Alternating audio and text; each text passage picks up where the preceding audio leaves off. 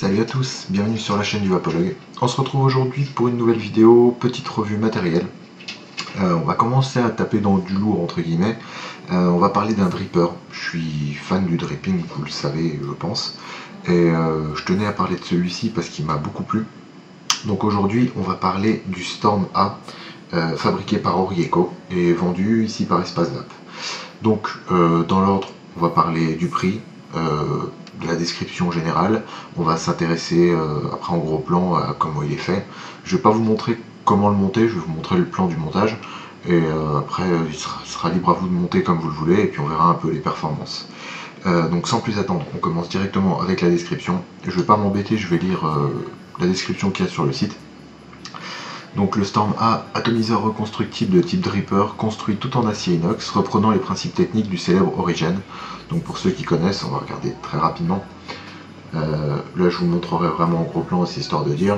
On a un pôle positif qui est vraiment en hauteur, les deux négatifs à plat et un léger creux de chaque côté pour permettre de stocker un tout petit peu de liquide. Ça fait deux petits réservoirs, on verra ça en gros plan. Qualité d'usinage remarquable, donc ça on lit très rapidement.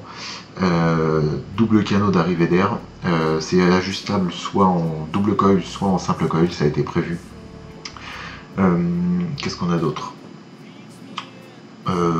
Qu'est-ce que contient ce pack? Ça peut être intéressant. Moi j'ai reçu dans une petite boîte comme ça.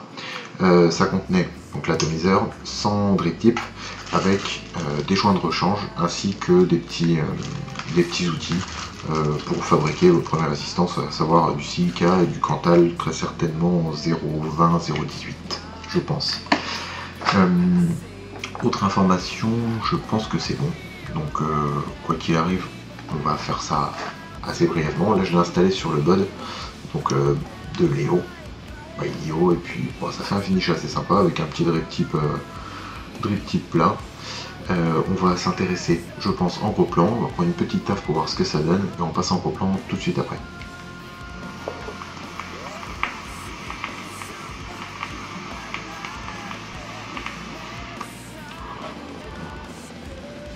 En gros plan. Alors, en gros plan, qu'est-ce que ça donne? On va le dévisser du mode pour vraiment avoir l'aperçu de ce que vous allez recevoir si vous le commandez. Donc, tac, j'enlève le drip tip qui tient très bien, j'ai pas eu de soucis avec. Tous les drip tips que j'ai posés dessus sont bien passés, ça c'est pas mal. Est-ce qu'il y a besoin d'une mise au point? Ouais, voilà. Donc ce qu'on va faire, c'est qu'on va le dévisser, enfin démonter toutes les parties et puis on va s'intéresser à chacune d'elles. Au niveau de la finition, déjà c'est brossé, brillant, finition franchement impeccable, les pas de vis, les choses comme ça, j'ai vraiment pas eu de soucis avec. Donc on a deux parties pour le top cap. Faut que j'arrive à le choper. J'ai pas fait le malin, normalement ça s'enlève plus facilement quand c'est installé sur un mode. Mais vu que j'ai commencé comme ça, je vais terminer comme ça. Et voilà. Donc on va dire la partie supérieure, on s'intéressera au plateau après. La partie supérieure, ça se compose du top cap avec une chambre qui est relativement petite, on va dire usinée de façon réduite, et qui contient 7 trous d'air. Alors en fait vous aurez ces trois là, si on regarde on voit à travers en symétrie il y aura les 3 autres trous d'air, donc montage si vous avez un montage dual coil, et enfin si vous voulez juste en simple coil, donc une seule résistance, vous pouvez utiliser ce trou d'air ici. Les trous doivent être sensiblement à 1 mm si je dis pas de bêtises, j'ai pas vu dans la description mais je pense que ça doit être ça. Donc ce qui vous fait un tirage super aérien quand vous êtes en dual coil avec toute veine dehors. Par-dessus ça, on peut installer, on installe le top cap, on va dire, qui est en fait une bague vous permettant de régler le flux d'air. Donc là je la serre pas complètement, on va pouvoir voir qu'en fait il y a juste deux fentes avec Orieco gravé dessus, enfin gravé, passé au laser, et en fait hop, on pousse. Pas de souci de tenue, ça tient correctement. Et après, voilà, j'ai les doigts un peu pourris par le liquide, ça va être plus compliqué. Mais en gros, on a juste à tourner et on adapte ces sorties d'air comme on le souhaite. Soit super serré, on élargit et on fout au maximum. Voilà, globalement, c'est pas plus compliqué que ça. La deuxième partie, je vais faire la petite mise au point. Voilà. Allez, encore un peu. Excellent. Donc en gros, vous avez votre pôle positif qui est situé ici. On a une petite bague pour serrer uniquement avec les doigts qui pose pas de soucis.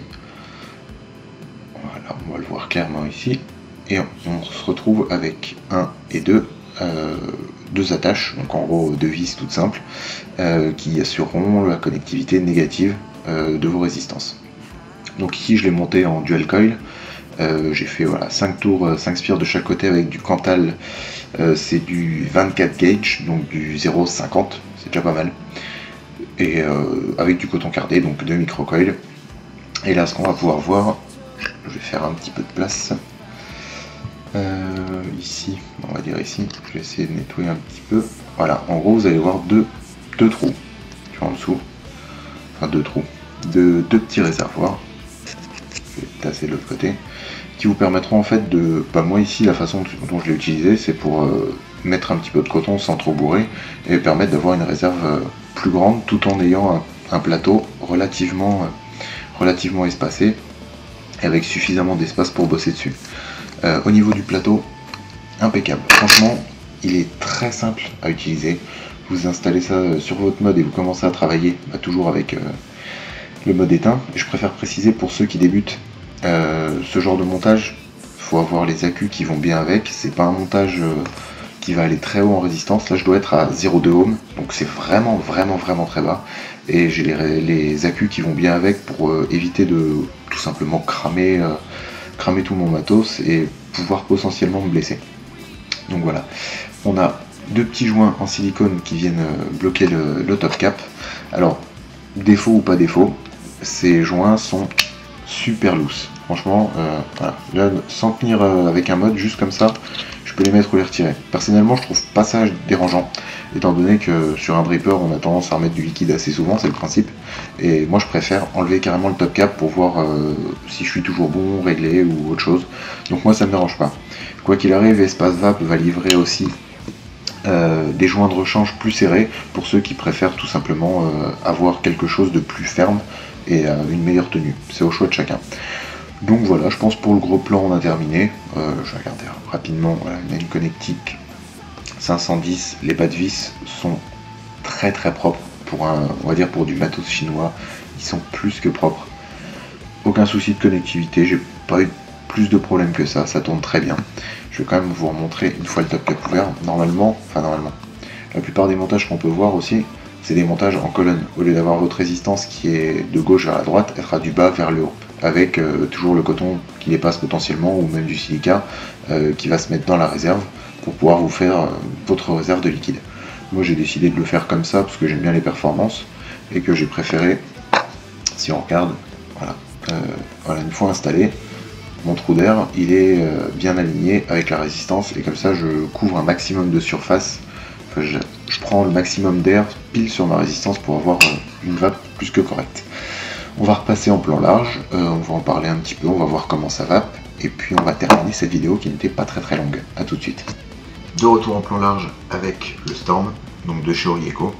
Pour faire une conclusion, au niveau fabrication, rien à dire, top. Je ne vais pas mettre de notes plus que ça, mais c'est histoire de voir tous les points. L'usinage est propre, les pas de vis sont bons, c'est adaptable sur tous les modes que j'ai pu tester. J'ai pu tester plein de drip tips, c'est passé nickel. Les vis ont l'air suffisamment costauds pour travailler facilement dessus. Là j'ai passé du 24 gauge, c'est quand même assez balèze, sans broncher. Le montage est d'une facilité plus que bien. Ça se finit très bien sur les modes en 22 puisque c'est un mode en 22 si je dis pas de bêtises. Je regarde les caractéristiques. C'est bien ça. On est sur du 22 de diamètre, poids de 40 grammes. Et j'ai les informations pour les trous d'air. Diamètre des trous de prise d'air. On a 6 trous de 1,5 mm ou un trou de 2 mm. Voilà, comme ça au moins on est raccord là-dessus.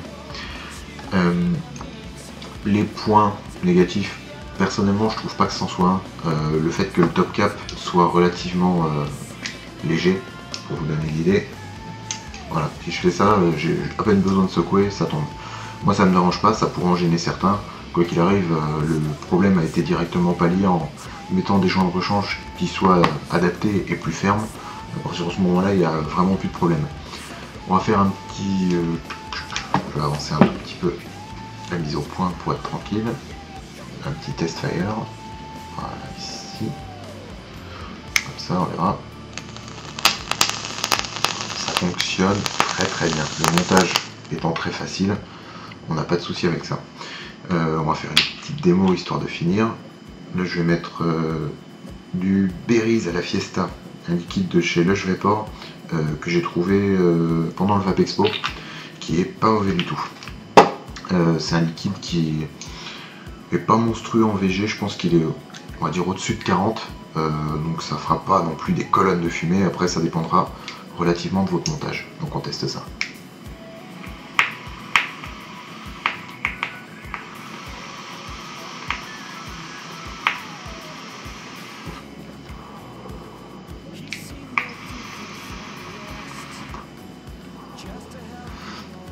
Le tirage, évidemment, est très aérien si on ouvre tout.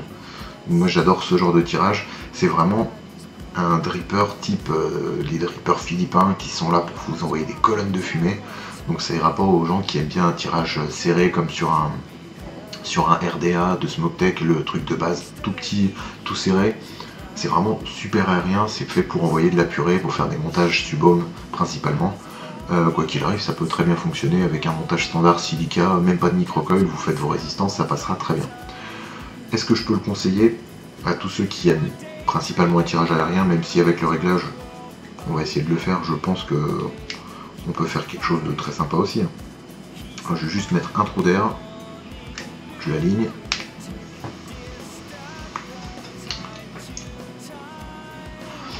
C'est plus atténué, c'est quand même assez aérien pour 2 fois 1,5 mm, mais c'est très correct.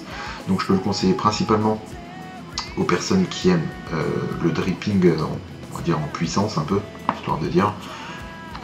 Pour ceux qui aiment les atos qui soient finis, enfin les atos 22 mm avec une finition vraiment impeccable, pour ce prix là, je vous rappelle qu'on est à 28 €.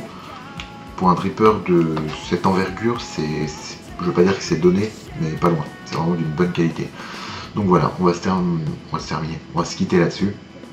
Je vais prendre une dernière petite taf et puis je vous dirai à bientôt pour de nouvelles aventures sur d'autres atomiseurs ou d'autres liquides. Restez loin de la cigarette et vapez bien. Salut!